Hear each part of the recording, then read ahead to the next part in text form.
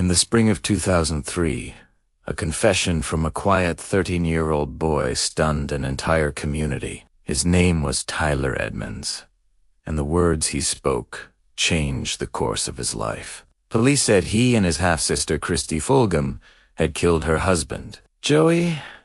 What looked like a senseless crime inside an ordinary Mississippi home soon revealed something far darker, a story about power, influence, and manipulation that few could have imagined when the case first began. Tyler Edmonds was born in 1989 to Sharon Clay and Danny Edmonds, a warm, affectionate child raised in Mississippi. Danny already had a teenage daughter from a previous relationship, Christy, a girl Tyler admired long before he understood the complexity of their family. His parents divorced when he was 4, and due to complicated circumstances, Tyler grew up without contact with his father. As he got older, that absence began to weigh on him, and his longing for connection grew stronger. Christy became the one link to the family he felt he had lost. By the time Tyler turned 12, Christy had taken a special interest in him. She secretly arranged meetings on weekends so they could spend time together without alerting his mother. For a boy who desperately craved belonging, her attention felt comforting. Christy became the most important person in his life, someone he trusted completely. She was married then to Joey Fulgum, a man described by neighbors as dedicated, dependable, and committed to his children. But despite Joey's love for his family, Christy drifted into multiple affairs. Her infidelity was no secret. At one point, she even revealed on a television talk show that her youngest child wasn't Joey's, delivering the confession with shocking ease. Still, Joey stayed, determined to keep his family together. Eventually, Christy left him and moved in with another man, Kyle Harvey.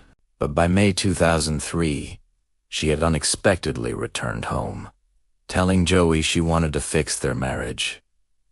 Joey believed her. Tyler, meanwhile, seemed to be thriving. He was a polite, gentle kid, active in church, well-liked at school, and never involved in trouble. Yet his greatest strength, his eagerness to help and please others, would soon be used against him. On Friday, May 9th, Tyler was excited for the weekend. Christy had promised a beach trip for Mother's Day.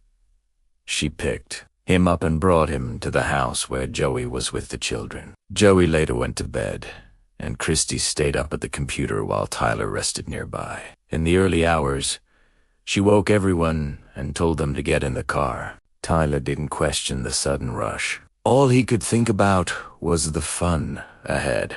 Christy handed him Joey's wallet to put in the glove compartment. Then she changed their route, saying they needed to pick up Kyle first. At the beach, she paid for everything in cash despite being unemployed. Meanwhile, Joey's brother grew deeply concerned. Joey missed an air show on Saturday, something he'd never do. By Sunday, after multiple unanswered calls, the family went to check on him. What they found was horrifying. Joey was face down in bed, dead from a gunshot wound to the back of the head. There were no shell casings and no sign of his wallet. Police immediately suspected foul play. When Christy received the phone call informing her of Joey's death, she reacted strangely. Despite presenting herself as a grieving widow, investigators noticed inconsistencies and suspicious behavior. Soon, she voluntarily went to the sheriff's office. What she told him shocked everyone. She claimed Tyler had killed Joey. According to her, she told her brother that Joey had been abusing her, and Tyler, enraged and protective, shot him while he slept. She said Tyler held the gun, that she tried to stop him, and that the crime was his doing. Police contacted Tyler's mother, Sharon, instructing her to bring her son in for questioning. Once at the station, Tyler was separated from her and placed in an interrogation room alone. The questioning lasted hours. Tyler insisted he had nothing to do with Joey's death and couldn't understand why his sister would accuse him. But his officers pressed relentlessly, telling him that Christy had already confessed and blaming him entirely. He began to break down. Confused, scared, and exhausted, the 13-year-old finally gave in. He repeated the story the police fed him, saying he and Christy held the gun together and fired. His confession became the cornerstone of the case, even though none of the physical evidence supported it. Tyler Sunni faced murder charges. His mother was devastated but refused to abandon him. She hired attorney Steve Forrest, who immediately recognized problems in the case. Tyler's confession was inconsistent, impossible based on forensic evidence, and likely coerced. Still, when the trial began in 2004, the judge refused to allow Tyler's retraction of his confession, letting only the original police version stand. One of the state's key experts, a well-known forensic pathologist, claimed the bullet's angle showed two people had fired the gun together. Although this conclusion was outside his specialty, the jury believed him. Tyler, still just a child, was convicted and sentenced to life in prison, eligible for parole only at 65. Even Joey's family felt heartbreak for him.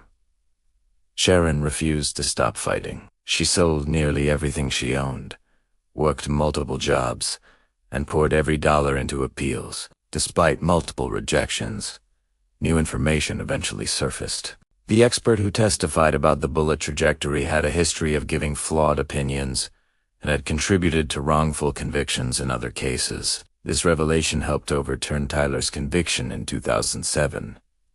The state offered Tyler a plea deal, involuntary manslaughter in exchange for early release. If he refused and lost a new trial, he would face life again. Tyler chose to fight for the truth. Meanwhile, Christy's own trial moved forward. She was convicted of murder and later sentenced to life. Evidence showed she had multiple life insurance policies on Joey, had asked her father for a gun to kill him, and had promised him a new car in return. She had manipulated Tyler, used him as a scapegoat, and never once showed real remorse.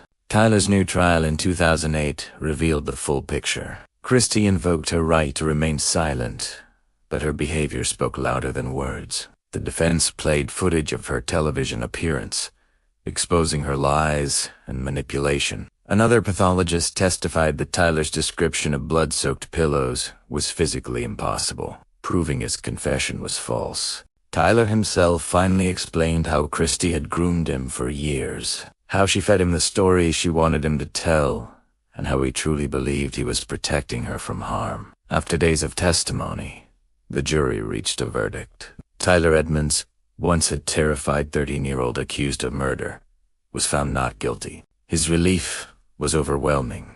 He hugged his lawyer, cried with his family, and stepped outside the courthouse a free man. Although he had lost 5 years of his childhood, he walked away with his name cleared. This case reveals how deeply flawed the justice system can be when children are interrogated without protection. Tyler had been pressured, isolated, and questioned without a parent or attorney present. His confession, like many given by minors, was the product of fear rather than truth. His experience raised national awareness about false confessions, coercive interrogation tactics, and the vulnerability of juveniles in custody. Tyler rebuilt his life far from Mississippi, while Christy remains in prison for the murder she committed. Years later, she sent him a letter filled with vague regret, but still lacking accountability. Experts later described her actions as classic manipulation rooted in narcissistic and sociopathic traits. She exploited the person who loved her most and sacrificed her brother to save herself. Tyler's story is a powerful reminder of how fragile justice can be, how easily a child can be misled by the adults they trust, and how one false confession can destroy years of a young life.